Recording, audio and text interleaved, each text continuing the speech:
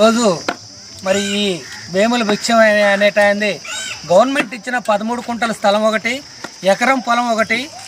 మరి ఈయన గారిది గోపాలపేటలో ఒక వ్యక్తి ఆక్రమించిండని ఎంఆర్ఓ గారి చుట్టూ తిరిగి నా పొలం, నా ఇళ్ల స్థలం 13 కుంటలు గవర్నమెంట్ ఇచ్చింది, అదేవిధంగా ఒక ఎకరం పొలం గవర్నమెంట్ ఇచ్చింది, మా బంధువే ఒక అతను ఆక్రమించి నన్ను ఏదిస్తుండో ఏడిపిస్తుండో అంటూ అనేక సంవత్సరాల నుంచి తిరుగుతుండో ఈ కాగితాలన్నీ పట్టుకొని ఈరోజు మరి అక్కడ మండలం దగ్గర ఉండి బాగా కళ్ళు తిరిగి ఏమీ తినలేకుంటే ఈరోజు ఆయన ఇంటికి తీసుకొచ్చి దింపడం జరుగుతుంది.